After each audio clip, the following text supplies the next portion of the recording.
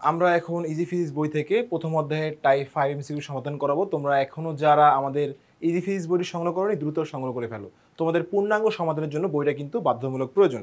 ওকে, তাহলে এখন আসো আমরা চলে যাই আমাদের টাইপ 5 এমসিকিউ নাম্বার 148। কি বলেছে, পরিমাপের সময় কয় ধরনের ত্রুটি হতে পারে? পরিমাপের সময় কিন্তু আমরা জানি কয় ধরনের ত্রুটি হতে পারে বলতো? 3 ধরনের ত্রুটি হতে পারে। পরিমাপের সময় 3 ধরনের ত্রুটি হয়ে থাকে। পরীক্ষণের ক্ষেত্রে যন্ত্রের ত্রুটিকে কি বলে? যখন পরীক্ষা করতে যন্ত্রের ত্রুটিকে আমাদের বলা হয় কি বলে? যান্ত্রিক ত্রুটি বলি আমরা, যান্ত্রিক ত্রুটি। প্রকৃত মান এবং পরিমাপ্য মানের পার্থক্যকে কি বলা হয়? প্রকৃত যে মানটা আছে সেই মানটা এবং কি বলছে পরিমাপ্য মানের পার্থক্য কি বলা হয়? চূড়ান্ত ত্রুটি। কেন? আমরা চূড়ান্ত ত্রুটির সূত্র পড়েছি। আমি যদি সূত্রটা খেয়াল করি চূড়ান্ত ত্রুটির, তাহলে দেখো আমরা পড়েছি চূড়ান্ত ত্রুটি। চূড়ান্ত ত্রুটি ইজ ইকুয়ালস টু এটা আমি একটু উল্টাই দিই। আমি যদি একটু বলি আপেক্ষিক ত্রুটি কি বলতো? আপেক্ষিক ত্রুটি হচ্ছে চূড়ান্ত ত্রুটি ভাগ পরিমাপকৃত মান। ওকে, তাহলে প্রশ্নে কি বলেছে দেখো, খেয়াল করো। প্রশ্নে যাই আমরা। প্রশ্নে বলা হয়েছে, দেখো এখানে বলা হয়েছে যে পরিমাপকৃত মান ও প্রকৃত মান ও পরিমাপ মানের পার্থক্য কি বলা হয়? তাহলে কি বলবো? চূড়ান্ত ত্রুটি বলা হবে। কারণ চূড়ান্ত ত্রুটি হচ্ছে আমাদের পরিমাপকৃত মান এবং হচ্ছে পরিমাপ মানের পার্থক্য। ওকে, এবার আসো 151 নম্বর। পরিমাপের যথার্থতা কোনটির উপর নির্ভর করে না? কোনটার উপর পরিমাপ যথার্থতা নির্ভর করে না? খেয়াল করো। ব্যবহৃত যন্ত্রপাতি নির্ভর করে, পরীক্ষণের দক্ষতা নির্ভর করে, আবহাওয়ার উপর নির্ভর করে, সময়ের উপর প্রভাবের উপর নির্ভর করে না। দৈর্ঘ্য পরিমাপের কোনটি ত্রুটি থাকলে আয়তন পরিমাপের সেই ত্রুটি থাকবে? দৈর্ঘ্য পরিমাপের কোনো ত্রুটি থাকলে আয়তন পরিমাপের সেই ত্রুটি হবে কি বলতো? 3 গুণ। কেন? দৈর্ঘ্যের পরিমাপে যদি দৈর্ঘ্য ত্রুটি হয়, ত্রুটি দেখো যদি একটা থাকে, তো আয়তন মানে কি? দৈর্ঘ্য ইন্টু প্রস্থ ইন্টু উচ্চতা, 3 গুণ না? তাহলে সেক্ষেত্রে কয়গুণ হয় বলতো? 3 গুণ হচ্ছে আমাদের আনসার। এরপর চলে যাবো আমরা পরেরটা চলে যাই যে প্রধান স্কেলের শূন্য দাগ ভার্নিয়ার স্কেলের শূন্য দাগের সাথে না মিললে কোন ধরনের ত্রুটি হবে? এটাকে বলা হয় কি বলতো? প্রধান স্কেলের শূন্য দাগ যদি ভার্নিয়ার স্কেলের শূন্য দাগের সাথে না মিলে সেটাকে বলে যান্ত্রিক ত্রুটি। ওকে, যান্ত্রিক ত্রুটি বলা হয়। পরিমাপের সময় কোন ধরনের ত্রুটি এড়ানো সম্ভব নয়? তুমি কিন্তু যখন পরিমাপ করা হয় বস্তু তখন কিন্তু কোনোভাবেই দৈব ত্রুটি এড়ানো সম্ভব নয়। দৈব মানে যন্ত্রের ত্রুটি, যে বাস্তব ত্রুটি আছে। কোনো কিছু পরিমাপ বারবার নিয়ে তাদের গড় করলে কোন ত্রুটি দূর হয়?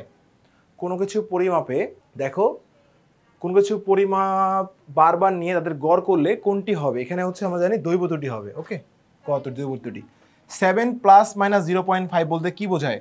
7-এর সঙ্গে 0 একবার বিয়োগ করো, 0.5 একবার 0.5 যোগ করো, তাহলে 6.5 থেকে 7.5 মিলিমিটার। ওকে, দেখো কোথায় আছে এটা? 6.5 থেকে 7.5 কোথায় আছে? এই যে গ নাম্বার। আয়তনে আপেক্ষিক ত্রুটির মান ক্ষেত্রফলে আপেক্ষিক ত্রুটির প্রায় কত গুণ হবে? আয়তনে আপেক্ষিক ত্রুটির মান ক্ষেত্রফলে আপেক্ষিক ত্রুটির প্রায় কত গুণ হবে? তো আয়তনে অবশ্যই কি আমরা জানি হচ্ছে একটা কি দৈর্ঘ্য উচ্চতা, আর ক্ষেত্রফলে দৈর্ঘ্য আর প্রস্থ, তাই তো? তাহলে কি হয় বলো দেখি এখানে, যদি আয়তনে আপেক্ষিক ত্রুটির মান ক্ষেত্রফলে আপেক্ষিক ত্রুটি কত গুণ হবে? তাহলে অবশ্যই এটা হবে কি বলতো? ক্ষেত্রফলের থেকে এটা কি হবে? আমাদের 1.5 গুণ হবে। কত গুণ হবে বলতো? 1.5 গুণ হবে। ওকে, কারণ এর 1.5 গুণ আমরা যদি ক্ষেত্রফলের সঙ্গে 1.5 গুণ করি তাহলে তো কি বলতো 3 পাবো। 3 গুণ হবে না? আয়তন মানে দৈর্ঘ্য প্রস্থ 3 গুণ করতে হবে। এই জিনিসটা হচ্ছে এমন। আচ্ছা, পরেরটা যাও। একটি তারের ব্যাসার্ধ পরিমাপে 1% ত্রুটি হলে প্রস্থচ্ছেদের ক্ষেত্রফল নির্ণয় আপেক্ষিক ত্রুটি কত হবে? তাহলে এখানে হবে কি বলতো? 2%। ব্যাসার্ধ যদি হয় 1%, ক্ষেত্রফল হবে কি বলতো? 2% হবে, কারণ পাই আর স্কোয়ার। ওকে, আচ্ছা।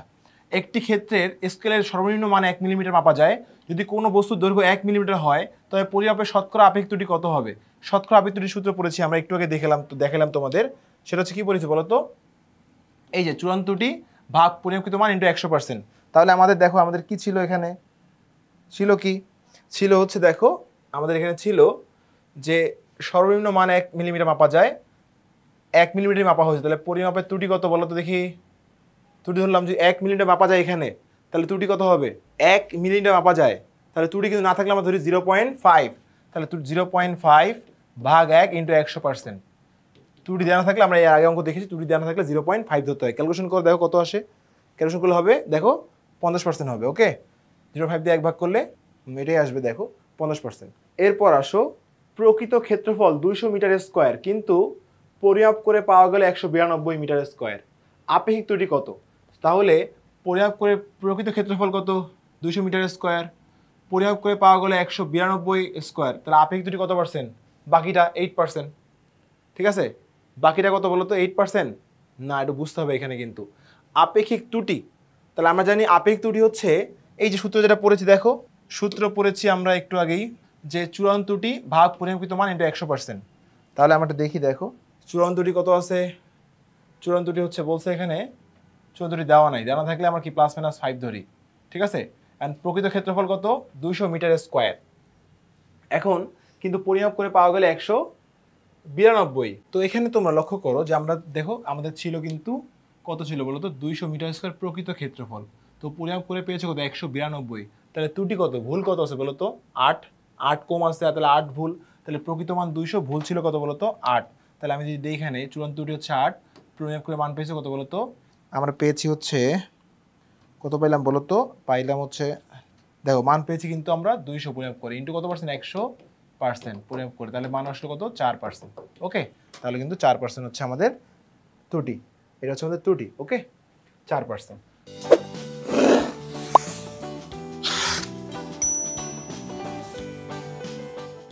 আচ্ছা, 161 নম্বর প্রশ্নটা দেখো, বর্গাকৃতি বইয়ের দৈর্ঘ্য 100 সেন্টিমিটার, আপেক্ষিক ত্রুটি হচ্ছে 10% হলে ক্ষেত্রফল নিয়ে আপেক্ষিক ত্রুটি কত? সো এর ত্রুটি যদি হয় 100 সেন্টিমিটার, ত্রুটি যদি 10% হয়, হ্যাঁ, তাহলে ক্ষেত্রফলে দৈর্ঘ্যের ত্রুটি 10% হলে ক্ষেত্রফল কি দ্বিগুণ হয়, তাহলে 20% হওয়ার কথা ছিল। কিন্তু আমরা জানি ত্রুটি কিছু পরিমাণ থেকে যায়, দশমিকের পর থাকে, দশমিকের পর কিছু মান থাকলে সেটা কি বলতো? 21 হয়ে যায়, এই জন্য 21%। এখন তুমি বলো দেখাই দিতে, পরীক্ষাতে এত বড় করার সময় নেই, তো আমি দেখাই দিই, খেয়াল করো। 100 সেন্টিমিটার 10% ত্রুটি, তাহলে খেয়াল করো 100 সেন্টিমিটারের 10% যদি ত্রুটি হয়, দেখো 100 সেমির 10% ত্রুটি, তাহলে 100 ইন্টু 10 ভাগ হচ্ছে 100, তাই তো? তাহলে কত হবে? 100 ইন্টু 10 ভাগ 100 করলে আসবে হচ্ছে 10। তাহলে ত্রুটি হচ্ছে 10 সেন্টিমিটার ত্রুটি। ওকে, তাহলে এখন আসো, তাহলে ত্রুটি সহ ক্ষেত্রফল যদি বলি, ত্রুটি সহ মানে ত্রুটি বা বেশি হলে ক্ষেত্রফল বলতে পারি। বেশি হলে ক্ষেত্রফল কী হবে বলতো? এই 100 মেইন মান প্লাস 10 স্কোয়ার, বেশি হলে এটা। আর কম হলে কি হবে বলতো? কম হলে হবে কি 100 মাইনাস 10, ত্রুটিটা বিয়োগ করবো একবার, একবার কি বলতো যোগ করবো। এটি তো আমাদের নিয়ম, তাই না? ত্রুটি একবার কি বলতো, এই মেইন মান কিন্তু 100 প্লাস মাইনাস 10। ওকে, তাহলে আমাদের কিন্তু দেখো মান চলে আসছে উপরে 110, 110 স্কোয়ার করলে মান আসবে হচ্ছে 12,100। আর এটা যদি 90 স্কোয়ার করি, মান আসবে হচ্ছে 8,100। ওকে, আর মেইন মান মতো, এই যে মেইন মান কিন্তু 100, তাহলে 100কে স্কোয়ার করলে আমাদের কি হবে? মেইন মান 10,000, মেইন ক্ষেত্রফল হচ্ছে 10,000। এখন তাহলে অতএব আমাদের জানি আপেক্ষিক ত্রুটি ইজ ইকুয়ালস টু চূড়ান্ত ত্রুটি। চূড়ান্ত ত্রুটি কোনটা হবে বলতো দেখি? এই মেইন মান থেকে বড়টা বিয়োগ করলে চূড়ান্ত ত্রুটি পাওয়া যাবে। তাহলে কত হবে? 2100, 2100 আর কি। মেইন মান থেকে বড়টা বিয়োগ করবো, বড় থেকে মেইন মান বিয়োগ করবো, ভাগ পরিমাপকৃত মান কত পেয়েছো? 10,000 ইন্টু 100%। দেখো কত আসে? 2100 ভাগ 10,000 ইন্টু 100%, 21%। ওকে, দেখো 21% চলে আসছে। তো এটা মনে রাখবো সবসময় যে দ্বিগুণের একটু বেশি হয়, আর আয়তন বলতো 3 গুণে একটু বেশি হবে, তো এইভাবে ক্যালকুলেশন করতে পারবো আমরা। ওকে, তো আমরা যখন পরেরটা চলে যাই, তাহলে আনসার হবে খ। পরেরটা চলে যাই, চূড়ান্ত ত্রুটি সমান হলে কোন বইয়ের দৈর্ঘ্যের আপেক্ষিক ত্রুটি বেশি হবে? যার দৈর্ঘ্য চূড়ান্ত ত্রুটি সমান হলে, চূড়ান্ত ত্রুটি ইকুয়ালিটি ঠিক আছে, সমান আছে, কোন বইয়ের দৈর্ঘ্যের আপেক্ষিক ত্রুটি বেশি হবে? যার দৈর্ঘ্য কি হবে বলতো? দৈর্ঘ্য সবচেয়ে কম হবে। কেন কম হবে? ওই যে চূড়ান্ত ত্রুটির সঙ্গে আমাদের আপেক্ষিক ত্রুটির সম্পর্কটা কি বলতো? যদি কি চূড়ান্ত ত্রুটি আমাদের চূড়ান্ত ত্রুটি সমান, তো কোন বইয়ের দৈর্ঘ্যের আপেক্ষিক ত্রুটি বেশি হবে? যার দৈর্ঘ্য কি বলতো? দৈর্ঘ্য যার কম হবে। কারণ দৈর্ঘ্যের সঙ্গে আমাদের দেখেছি যে আমরা যে এই সূত্রটা দেখো, সূত্রটা একটু খেয়াল করি আমরা, যে আপেক্ষিক ত্রুটি ইজ ইকুয়ালস টু চূড়ান্ত ত্রুটি ভাগ পরিমাপকৃত মান, এসব ব্যস্তানুপাতিক। সো আপেক্ষিক ত্রুটি বেশি হতে গেলে দৈর্ঘ্য কি হতে হবে? কম হতে হবে, তাই তো? ব্যস্তানুপাতিক সম্পর্ক। ওকে, টি ইউজ করতে হবে। একটি স্কেলে সর্বনিম্ন 1 মিলিমিটার মাপা যায়, এর পরিমাপের চূড়ান্ত ত্রুটি কত হবে? তাহলে চূড়ান্ত ত্রুটি কত হবে? 1 মিলিমিটার মতো মাপা যায়, তাহলে চূড়ান্ত ত্রুটি কি বলতো? 0.5 মিলিমিটার, এর অর্ধেক 0.5 মিলিমিটার হচ্ছে সর্বনিম্ন ত্রুটি। তাহলে কি 0.5 হয়, মিলিমিটার থেকে সেন্টিমিটার হলে 0.05 সেন্টিমিটার। আপেক্ষিক ত্রুটি 5% পরিমাপ করে মান 120 একক হলে চূড়ান্ত ত্রুটি কত একক হবে? তাহলে আপেক্ষিক ত্রুটি হচ্ছে কত? 5%। এখন পরিমাপ করে মান পেয়েছো কত বলো দেখি? পরিমাপ মান পেয়েছো 120 একক, তাহলে চূড়ান্ত ত্রুটি কত? তাহলে 120-এর 5% করো আগে দেখো, 120 × 5 ভাগ 100, 6, তাহলে 6 হচ্ছে আমাদের চূড়ান্ত, 6 হচ্ছে আমার চূড়ান্ত ত্রুটি।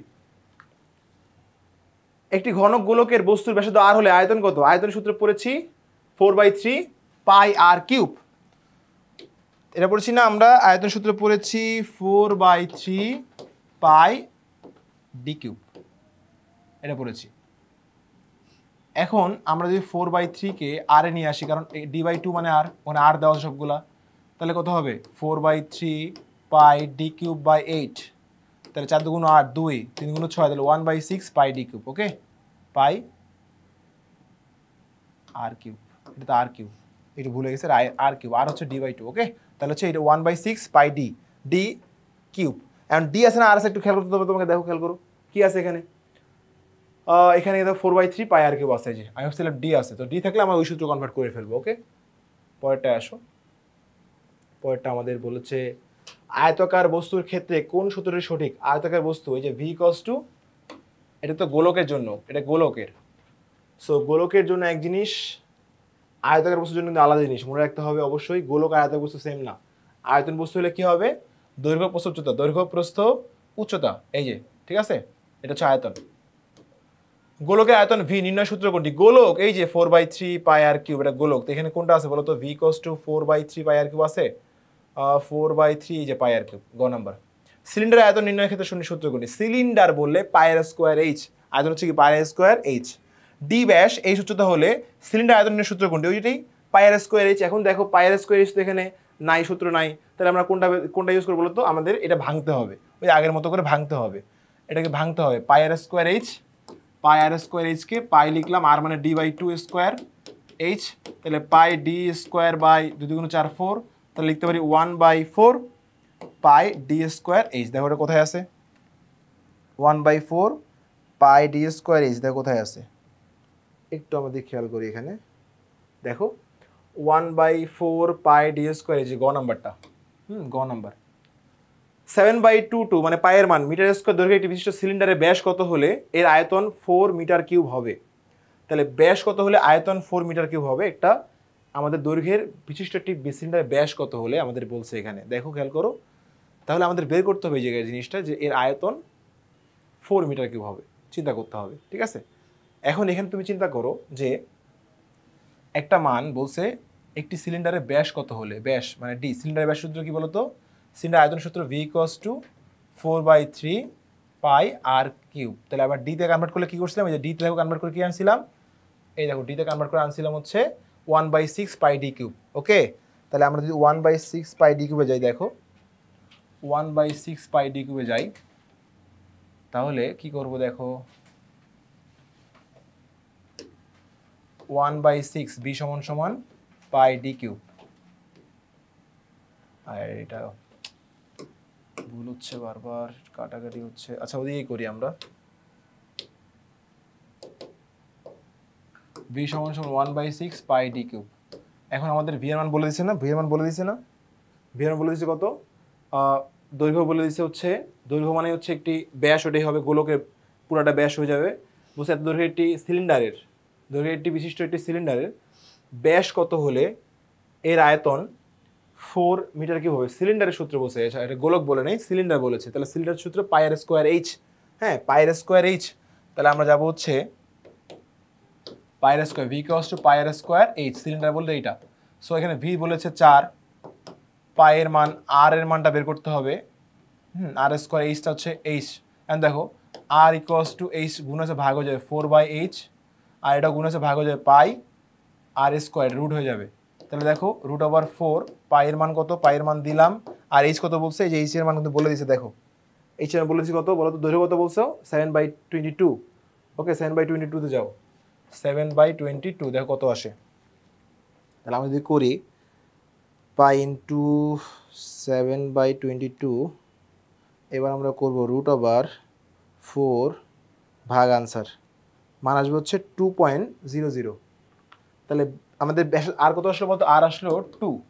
এখন আমাদের চেয়েছে ওখানে কি বলতো? ওখানে যে ব্যাস চেয়েছে ডি, আমরা জানি আর ইকুয়ালস টু d/2, তাহলে ডি ইকুয়ালস টু কি হবে? r2r, তাহলে 2 × 2 তাহলে হচ্ছে 4। ওকে, তাহলে আমাকে কি হবে বলতো? 4 হবে আনসার, এই 4 মিটার। নর্মাল আর ক্যালকুলেশন করতে হবে তোমাদেরকে 4 মিটার। পরিমাপের নির্ভুলতা নির্ণয় করে কার উপর?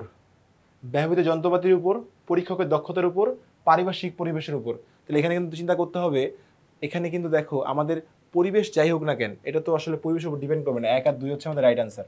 কোন বইয়ের দৈর্ঘ্য যদি 0 সেন্টিমিটার এবং +- 1 সেন্টিমিটার লিখলে তাহলে কি হবে? এর প্রকৃত দৈর্ঘ্য হচ্ছে 1 বিয়োগ করে বা যোগ করে একবার, বিয়োগ করলে এটা হবে, যোগ করলে এটা হবে, এর মধ্যে রয়েছে, ঠিক আছে। 0.1 সেন্টিমিটার হলো পরিমাপের অনিয়মিত মানে ত্রুটি, ঠিক আছে। বইয়ের প্রকৃত দৈর্ঘ্য হচ্ছে 26, না প্রকৃত দৈর্ঘ্য হচ্ছে এর মধ্যেই হবে, ত্রুটি বলে দিচ্ছে যেহেতু, তাহলে 1 আর 2। স্কুল গজের ত্রুটি কি? স্কুলের ত্রুটির মধ্যে কিন্তু সেখানে কিন্তু ত্রুটি রয়েছে কি বলতো, শূন্য ত্রুটি রয়েছে, ব্যাকলাস ত্রুটিও কি বলতো রয়েছে, সেখানে ধনাত্মক ত্রুটি নাই। তাহলে 1 আর হচ্ছে আমাদের 3 রাইট অ্যান্সার। পরিমাপের ক্ষেত্রে আপেক্ষিক ত্রুটি হচ্ছে কি বলো দেখি? আপেক্ষিক ত্রুটি পড়েছে 84 ভাগ পরিমাপ করা মান, ঠিক আছে, প্রথমটা ঠিক আছে। ভার্নিয়ার ধ্রুবক হচ্ছে কি? ভিসি এর মান হচ্ছে S/N, এক গড়ের দৈর্ঘ্য ভাগ ভার্নিয়ার স্কেল ভাগ সংখ্যা, ঠিক আছে। লঘিষ্ঠকরণ এলসি হচ্ছে পিচ বাই বৃত্তাকার ভাগ সংখ্যা, কিন্তু পিচ নিচে দেওয়া আছে, উল্টা দেওয়া আছে, 1 আর 2 হচ্ছে আমাদের আনসার। তো এই ছিল মনে হয় আমাদের এই টাইপের সমাধান। তোমরা এখনো যারা আমাদের ইজি ফিজ বই সংগ্রহ করোনি দ্রুত সংগ্রহ করে ফেলো। ইনশাআল্লাহ নেক্সট পর্বে দেখা হবে। আল্লাহ হাফেজ।